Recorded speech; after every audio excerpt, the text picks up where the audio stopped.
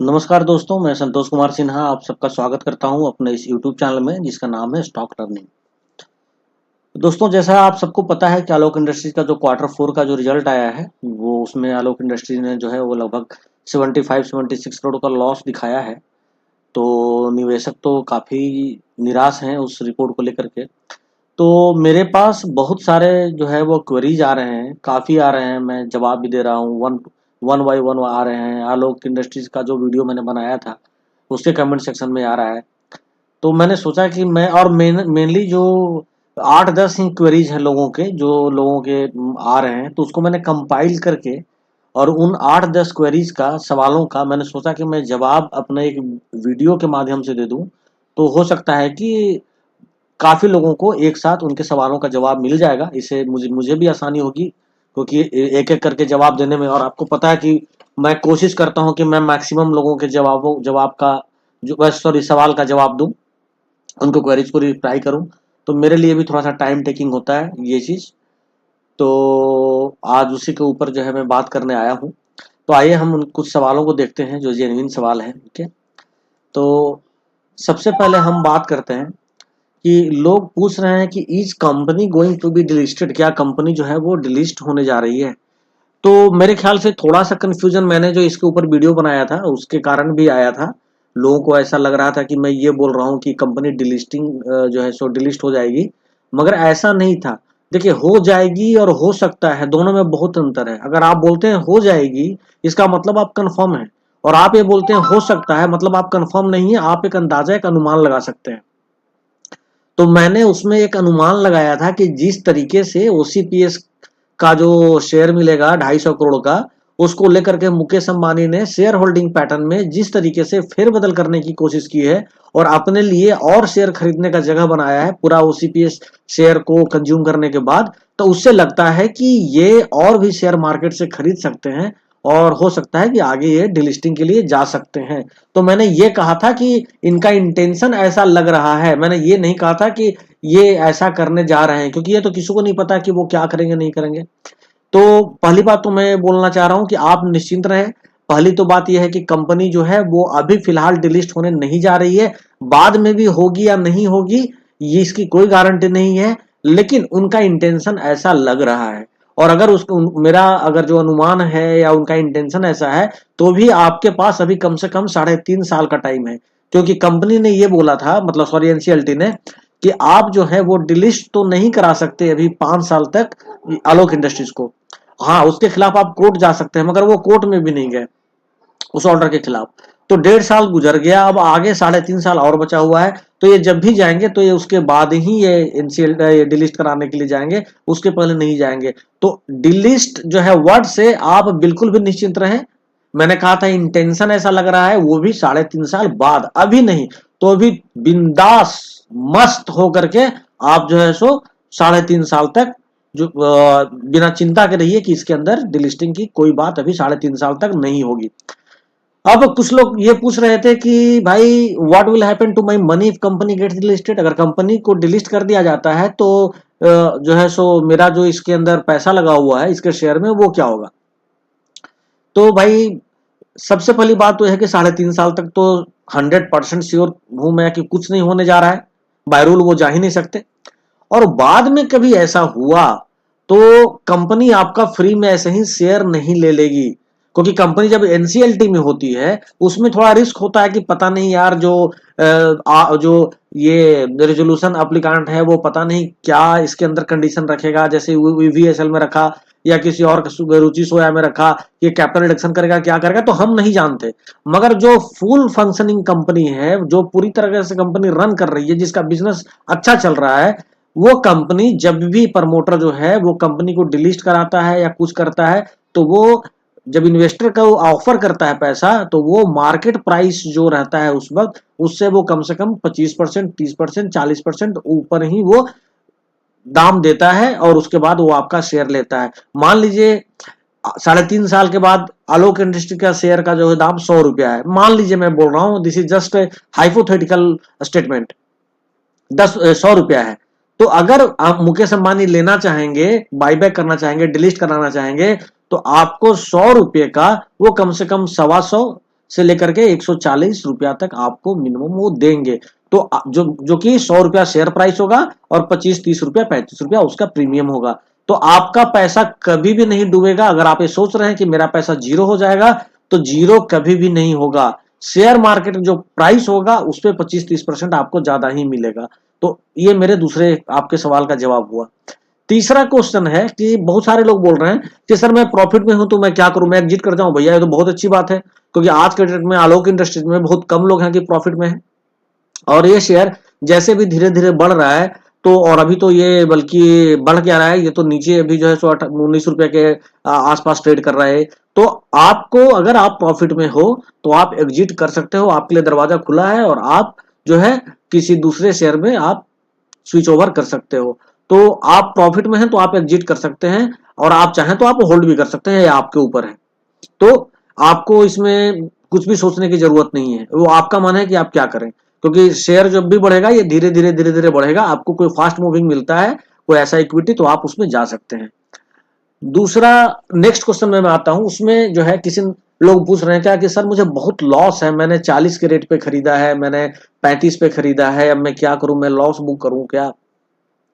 तो देखो मेरा जो है वो आपको सलाह ये है कि अगर आपका बाइंग, जैसे मान लो अभी 19 रुपया चल रहा है और आपका बाइंग 22 रुपए का है, तो आप बुक करके निकल सकते हो। क्योंकि जब तक कि आपका वापस ये 19 रुपया से 22 रुपया पहुंचेगा, तब तक हो सकता है कि दूसरी कंपनी जो है ना वो 25 या 26 रुपए पे चली जाएगी। तो जो थोड़ा बहुत कम लॉस है उसको लॉस आप मत मानो, आप निकल सकते हो बुक लॉस करके। और अगर आपका लॉस बहुत ज्यादा हो रहा है तो इसके अंदर आप रुके रहो, होल्ड करो, कम से कम 1-2 क्वार्टर होल्ड करो और उसके बाद ही कोई डिसीजन लो। ये मेरी आपको सलाह है। ज्यादा लॉस बुक करके मत निकलो अगर बहुत ज्यादा लॉस है तो। ठीक है, नेक्स्ट में आता हूं कि लोग पूछ रहे हैं कि सर शेयर प्राइस कभी ऊपर भी जाएगा या 20 या 19 या 21 पे जो है इसी पे जो है सो वो टिका रहेगा। तो देखो ऐसा है कि शेयर प्राइस जो है वो ऊपर तो जाएगा, इसमें तो कोई शक नहीं है। क्योंकि जो है जो रिजल्ट है उसमें अगर आप देख रहे हो तो दो चीजें तो पॉजिटिव नजर आ रही है। एक तो इनका रेवेन्यू बढ़ रहा है, क्वार्टर ऑन क्वार्टर बढ़ रहा है, और दूसरा इनका जो है सो प्रॉफिट भी क्वार्टर एंड क्वार्टर जो है मतलब बढ़ रहा है इनका। तो इस बार भी अगर आप देखेंगे, अगर आप इम्पेयरमेंट लॉस और डाउटफुल एडवांस और इन्वेंट्री अगर ये सब चीज को कंसिडर ना करें, तो देखेंगे आप ये कंपनी इस बार प्रॉफिट में गई है। मगर इन सब चीजों को जो दिखाया गया है, इम्पेयरमेंट लॉस और ये वो, इसके कारण कंपनी जो है सो गई है, तो लॉस में गई है। तो अब हमको ये देखना है कि आखिर ये कितने दिनों पे दिखाएंगे। तो मेरे ख्याल से प्राइस मूव करेगा नेक्स्ट क्वार्टर में, हो सकता है इनके पास दिखाने को कुछ ना मिले। तो उम्मीद तो हम कर सकते हैं, होप बना हुआ है कि ये जो है आने वाले टाइम में इसका प्राइस जो है वो ऊपर मूव कर सकता है। और दूसरा चांस ये है कि अगर, जैसा कि मैं बोल रहा हूँ, मेरे वर्ड को ना टेक इट फॉर ग्रांटेड आप लोग मत लेना कि मैं जो बोल रहा हूँ वही होगा। मगर मैं एक हाइपोथेटिकल बात कर रहा हूँ कि जैसा मैं मान के चल रहा हूँ कि ओसीपीएस में इनका 60% का इक्विटी है रिलायंस का, और ये 15% और बढ़ा रहे हैं। उस केस में वो क्या करेंगे, ओपन मार्केट से बाई करेंगे। अगर वो ओपन मार्केट से बाई करेंगे तो थोड़ा बहुत प्राइस जो है वो ऊपर भी भागेगा, तो प्राइस को ऊपर भागने की संभावना है। तीसरा, तो बहुत सारे बोलते हैं कि सर इसमें बहुत ज्यादा लॉस हो गया तो हम कैसे रिकवर करें, क्या करें। तो देखो एक रास्ता आपके पास ये भी है कि अगर आपके पास 10 शेयर है तो आप 5 शेयर बेच करके आप इसमें निकल सकते हो। एक तो रास्ता ये है, और वो 5 शेयर निकलने से पहले आपके पास इसका अल्टरनेट और इससे बढ़िया स्टॉक होना चाहिए, और जो कि आपको लगे कि इसी के, जैसे आप अगर 18-19 रुपया का बेच रहे हो तो आप वही 20-22 रुपया के आसपास का कोई भी इक्विटी आप जो है सो इसको देखो कि इस किस इक्विटी में मैं जाऊं और उसके बाद फिर यहां से रिकवर हो। जैसे अभी कुछ दिन पहले एचएफसीएल 22 रुपए में मिल रहा था, आलोक भी 21 रुपए 22 रुपए चल रहा था, तो वो एक बढ़िया अपॉर्चुनिटी था कि आप यहां से निकल करके आप वहां जा सकते थे। अब बहुत सारे लोग बोलेंगे भैया उस वक्त क्यों नहीं बताया, अभी भाषण दे रहे हो। तो भैया उस वक्त हमें क्या पता था कि ये क्वार्टर 4 का रिजल्ट में ये कारस्तानी होगी। उस वक्त तो हम ये मान के चल रहे थे कि उसमें हमें फायदा ही होगा। मगर अब उसके अंदर इम्पेयरमेंट लॉस और पता नहीं क्या क्या आ गए, तो कहानी जो होना था वो हो गया। उस वक्त तो हमें नहीं पता था। लेकिन फिर मैं अभी यही बोल रहा हूँ कि रिकवर करने का 2 तरीका आपके पास। पहला तरीका, आप 50% इसके अंदर छोड़ दीजिए, इसलिए कि आप इस होप के साथ कि कंपनी कल को अगर अच्छा करेगी तो वो भी पैसा मेरा बढ़ेगा, और 50% को आप किसी अच्छे कंपनी में लगाइए जो आपको 18-19 रुपया 22 रुपया 25 रुपया के रेट पे मिल रहा है, और जिसमें आपको लगता है कि ये कंपनी बहुत तेजी से आगे जाएगी। तो एक रास्ता ये है। दूसरा रास्ता है, अगर आप स्मार्ट ट्रेडर हैं और आपके पास पैसा है तो आपको क्या करना है, आपको, चूंकि इसके अंदर फ्लक्चुएशन हमेशा रहता है, आज 18 रुपया पे, कल 19 पे चला जाएगा, परसों 20 पे चला जाएगा, तो उस तरीके का अगर आप ट्रेडिंग थोड़ा कर सकते हैं, अगर आपको लगता है कि यार ये अब 18.5 पे आ गया है, 19 पे आ गया, अब इससे नीचे नहीं जाएगा, तो आप थोड़ा खरीद लीजिए, जैसे ही 20 पे जाए आप बेच दीजिए। तो अगर आपने थोड़ा बहुत 10,000 5,000 10,000 5,000 करके भी आपने कमाया, तो क्या अगला 3 महीना तक तो आप समझिए कि 4 महीना, इसका जो नेक्स्ट क्वार्टर जब तक नहीं आएगा तब तक तो उम्मीद है कि ऐसे झूलेगा ये, तो आप इस बीच में आप पैसा कमा सकते हैं। तो आपका यही दो तरीका जो मैंने बताया, या तो कोई दूसरा इक्विटी जो अच्छा इक्विटी होना चाहिए, ऐसा नहीं किसी में भी घुस गए, इक्विटी अच्छा होना चाहिए, उसके अंदर 50% जा सकते हैं, या आप इसके अंदर अगर थोड़ा ट्रेडिंग करना चाहते हैं अगर, तो आप कर सकते हैं अगर आप ऐसा है तो। कोई पूछ रहे हैं कि सर ये 10-12 चला जाएगा क्या? भैया ऐसा कुछ नहीं होता है। जब मुकेश अंबानी ने यानी रिलायंस इंडस्ट्री ने और जीएमआरसी ने इसको ऑलरेडी 18-19 के आसपास खरीदा हुआ है, तो इसको 10-12 कैसे जाने देंगे?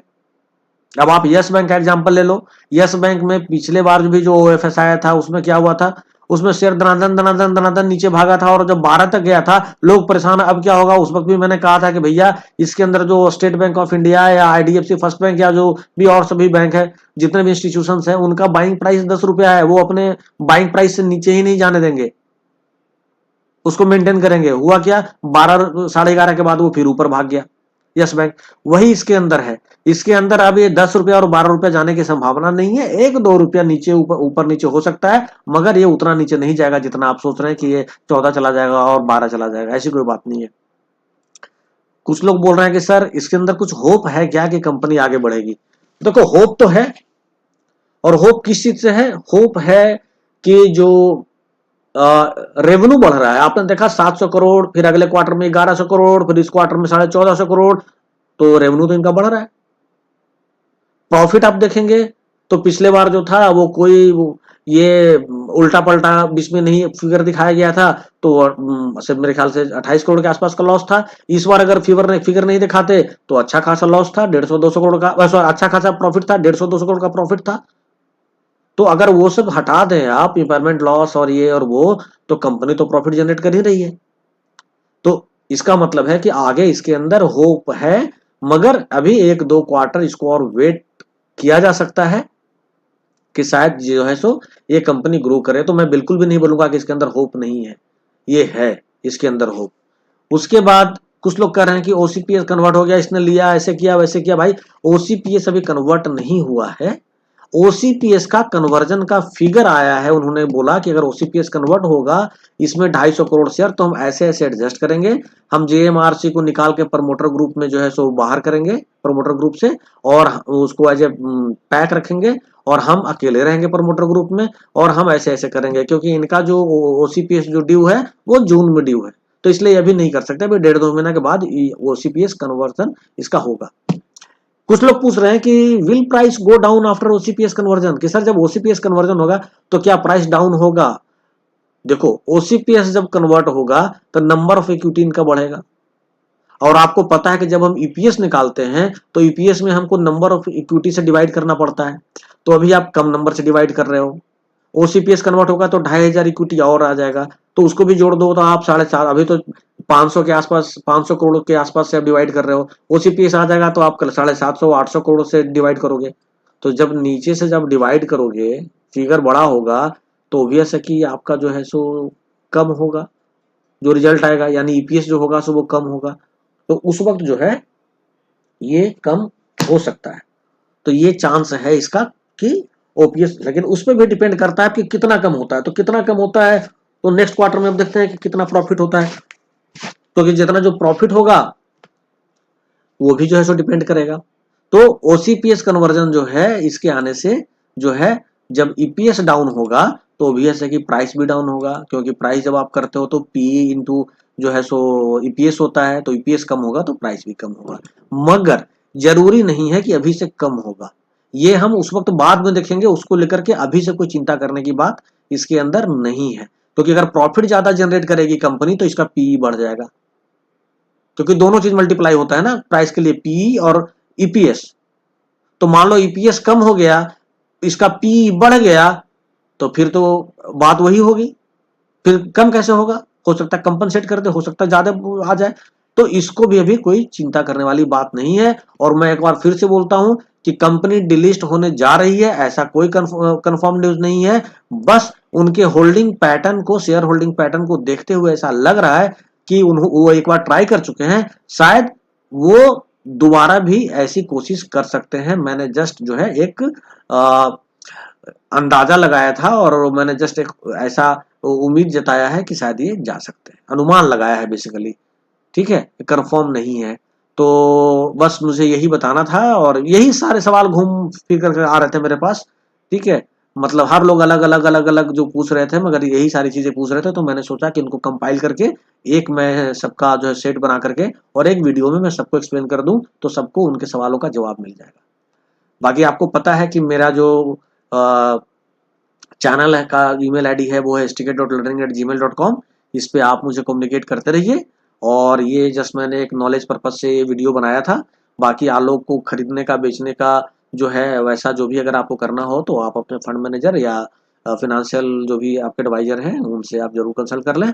इसी के साथ मुझे आज्ञा दीजिए। नमस्कार, जय हिंद, जय भारत, वंदे मातरम।